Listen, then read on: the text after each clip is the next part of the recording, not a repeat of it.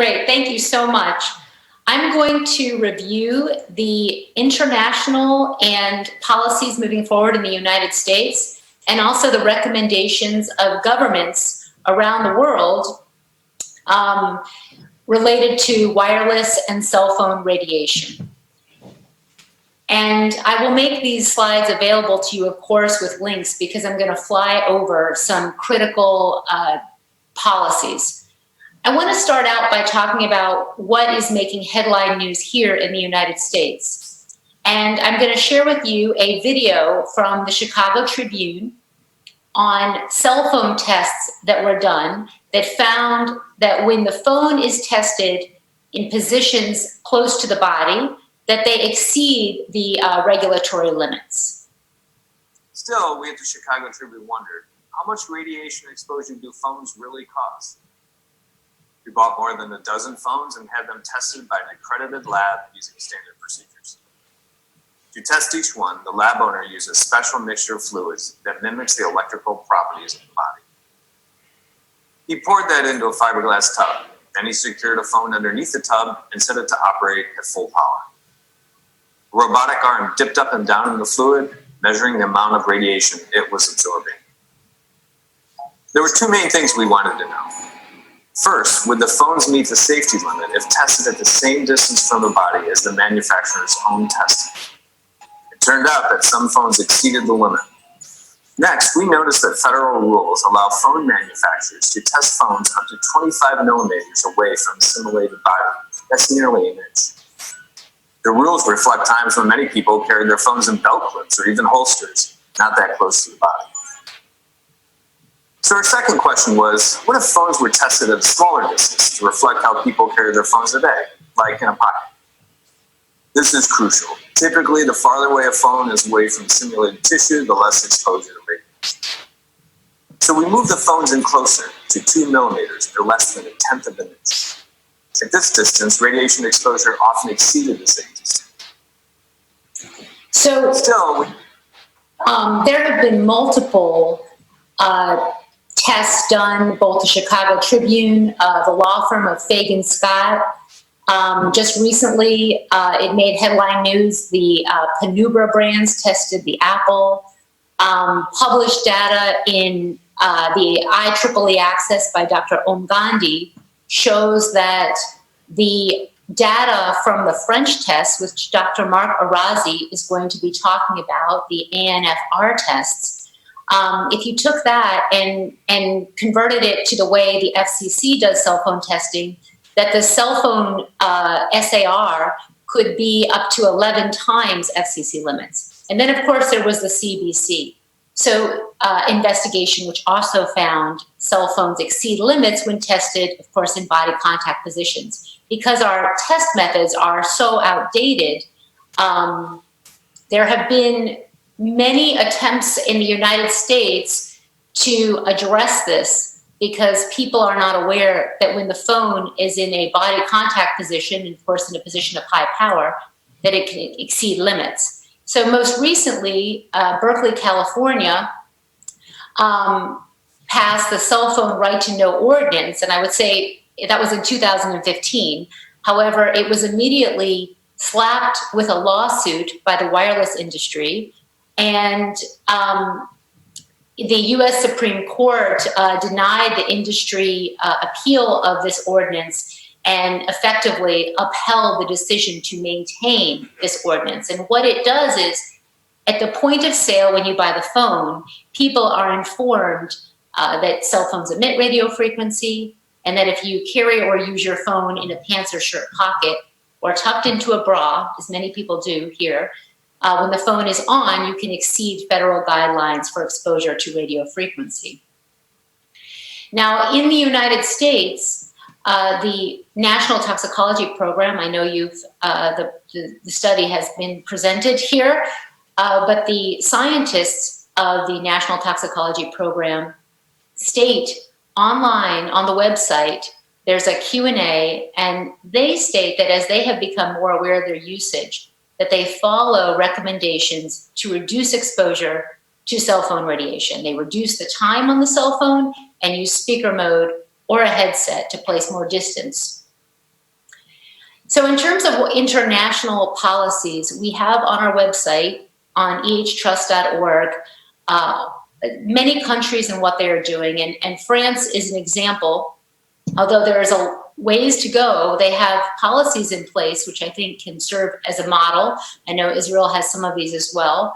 Since 2010, there is a ban on cell phones made for children under 6, as well as in Belgium.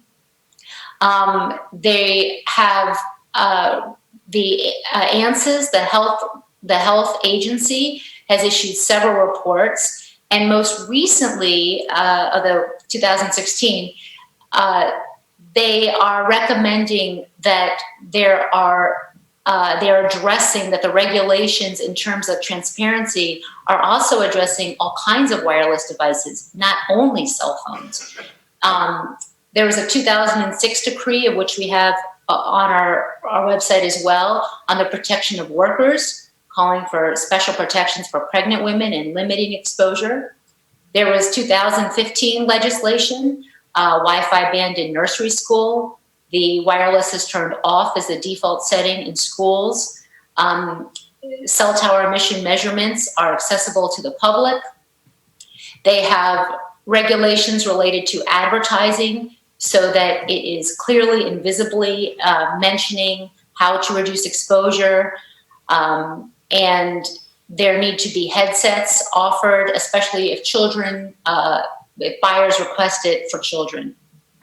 They also have, of course, cell phones banned in schools through 14 years old. And most recently, recommendations on labeling, which include, in addition to reducing exposure, keep away from the belly of pregnant women and keep away from the lower abdomen of adolescents. And now, of course, there is an investigation into the health effects of 5G, which is due in 2021. There's a preliminary report online. This is the public information campaign in Cyprus, and this is the back of a bus, and I'm going to read you the translation. Learn how to protect me, don't irradiate me. And there is videos that you can watch online that we have translated on our YouTube as well, and so has the Cyprus Committee on Environment and Children's Health. They also have a rather extensive brochures on how to reduce exposure. In addition, the Archbishop Macarius Hospital has removed the wireless in the pediatric units, and parents are educated to keep phones away from children and out of the pediatric units. All of these, I wanted to put just a grid just to show some examples of some policies around the world. There are, of course, many countries, Israel as well, that has lower ELF, EMF limits when it comes to homes and schools. Over 20 countries have official recommendations to reduce cell phone radiation to the head, especially for children. There are cell tower network limits below ICNIRP, bans on mobile phones to children, bans on the sale of phones designed for children, and labeling laws as well. And we have, again, all of this on our website. And while there are many countries that recommend very clearly reducing exposure to children, they are not all the same in what their other policies are. And I wanted to show this example of French Polynesia, which has a short 1-minute video, and they talk about not only cell phone to the head, the Wi-Fi router, the wireless gaming devices, which also expose you to radio frequency. And they also have in their recommendations how to reduce exposure to ELF, to lower frequency electromagnetic fields. In the United States, the Maryland State Children's Environmental Health and Protection Advisory Council, which is a 19-member expert organization, recommends reducing exposure to Wi-Fi in schools. And especially when new schools are to be built, to have network cables added at the same time, which just makes sense because then you have the infrastructure in place for that. And this is a paper that I co-authored along with Frank Craig, Margaret Sears, who I know is presenting, and Dr. Miller, which has recommendations on building, healthy building in terms of lowering radio frequency radiation in building by eliminating sources, and also summarizes the science. I just wanted to point out. So in the United States, on one side is from San Francisco, their Right to Know ordinance that was passed in 2010, which the wireless industry filed legal action against, and they ended up not implementing those recommendations, although they still have online information for people to reduce exposure. The Connecticut Department of Health, as well as the California Department of Health, are two state departments which have recommendations on why and how to reduce exposure to cell phone radiation in the United States. And then our American Academy of Pediatrics has repeatedly written to the federal government on reviewing our outdated regulations on cell phones and radio frequency, talking about children's unique vulnerability to cell phone radiation, and also calling on the government to have both compliance testing and regulations that reflect real-world use in positions close to the body.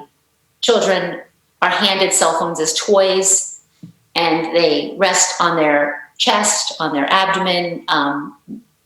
Some people, of course, don't have corded lines at all at home, and we don't have adequate regulations in place. They also have information on cell towers, and on the American Academy of Pediatrics website on electromagnetic fields, they talk about the research on cell towers, and I just have up here some text from their website.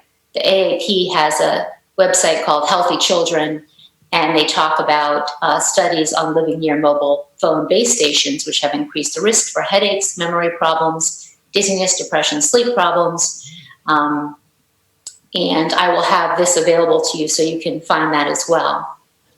There are many medical organizations worldwide recommending reducing exposure. And from the Vienna Medical Association, the Cyprus Medical Association, the Athens Medical Association, and of course, around the world in various ways, talking about how to reduce exposure, and all of that is also online on our website. Now, when it comes to 5G, there have been several recent appeals. I'm sure you've heard of the 5G appeal. Now, I believe the signatories are up to 269 scientists and medical doctors calling for a halt to 5G. The Belgium electrosmog appeal has been signed by doctors and health professionals calling for a halt to 5G. The Cyprus Medical Association, most recently in the United States, doctors and health practitioners signed on to a letter to President Trump calling for a moratorium on 5G, and in Italy as well. So we've been tracking that. The International Society of Doctors for the Environment also has a 5G appeal. And around the world, people are organizing on this issue at grassroots. This is from a picture from Switzerland, because of all of the research showing impacts at low levels. Now, in the United States, there are several state bills which have been passed establishing commissions or calling for investigations or calling for reports on the health and environmental impacts of 5G. I testified along with several experts, and this is ongoing, at the New Hampshire Commission on 5G, which is investigating this issue, calling in researchers around the world. And they had Dr. Michael Wyde from the National Toxicology Program to talk about the NTP study. And you can read the minutes online. as to the questions that they asked. And I think he made a very important point about the importance of the NTP, which I know Dr. Melnick has talked about, which is that there were non-thermal effects. A lot of people believe unless you heat tissues, you won't see health effects with radio frequency. This study disproves that, as we did not have overheating, but we did see damage. And in the United States, there are also many cities that have various ordinances around the placement of the wireless antennas facilities, the small cells, in residential areas. So in Los Altos, they have a prohibition of the small cells in the residential areas, in the public utility easements, separation distances from schools, setbacks for homes. In Italy, there are 154 local governments issuing resolutions to halt 5G, and this is a number that keeps increasing every time I check in on it, where mayors and cities, elected officials, are calling to halt 5G until safety is shown. In Cyprus, the Kalamata was a test city, and they had initially signed an agreement to be a test city, and now they have decided not to renew the contract to be a 5G test pilot. In Switzerland, there have been resolutions by many localities, and then United Kingdom and Ireland. We have all of this on a section of our website on international actions to halt 5G. How many minutes do I have left? I don't have a timer here, so. Another 5 minutes. 5, okay. This is just one of the many news reports on from Italy.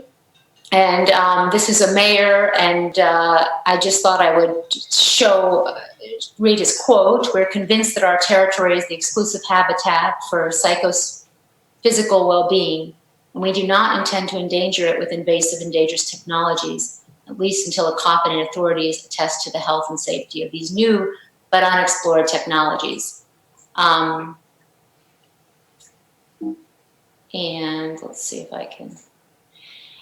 And as I talked about, the French agency, the ANSYS, they actually came out with their first preliminary report on 5G, looking at research on the current frequencies that we have in use for wireless technologies. And their final report is due in 2021. And I just wanted to end with our Environmental Health Trust put together a short PSA on how to reduce exposure based on what the American Academy of Pediatrics recommends.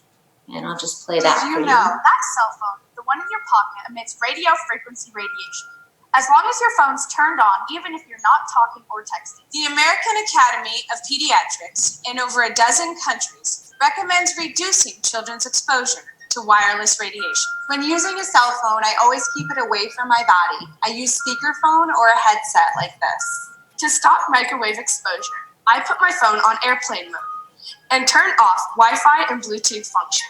Hold the phone at a distance and make sure it's not touching my body. Cell phones are not toys. Children's brains and bodies are still developing and are vulnerable to wireless radiation. Practice safe and responsible habits with yourself and your children. When using the computer, I always try to make sure my connection is corded, not wireless. Remember not to use your cell phone in the car. The phone works at higher power in metal surroundings and bounces around, increasing your family's radiation exposure. For their safety. For your safety. Because children are more vulnerable. Remind them. Remind yourself. To limit your microwave radiation exposures. Did you know? And we also have online, we have a various playlists of different public information videos like you just saw. We also have information on the impact in terms of energy use, and this is one of our downloads on climate change, 5G, the Internet of Things, because this massive increase in 5G equipment and devices is going to result in massive increases in energy use. And we link on this particular PDF to all of the research which is talking about this very issue and recommending, of course, drastically addressing this because of the energy consumption. I also wanted to point out the SHIFT project from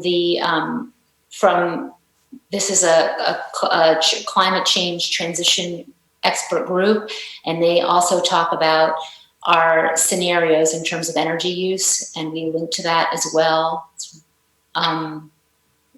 Recommendations for parents, public information for parents, and information for the general public on 5G to learn more about this issue. And all of this is on our website on ehtrust.org.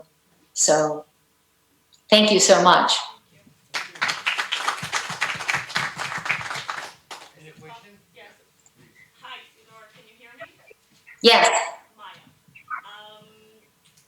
I'm trying to filter the more authoritative reports from the less authoritative, and I was wondering if you have any collaboration or how do you consider, thank you. How do you consider the Bio Initiative report?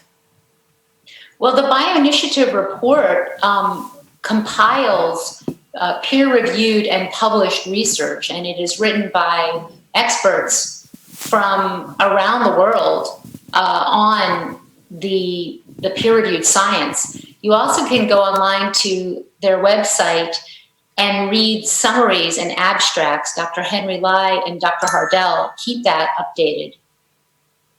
Thank you. Any other questions? If not, thank you again. Thank you. Yeah, so we now have yet another coffee break.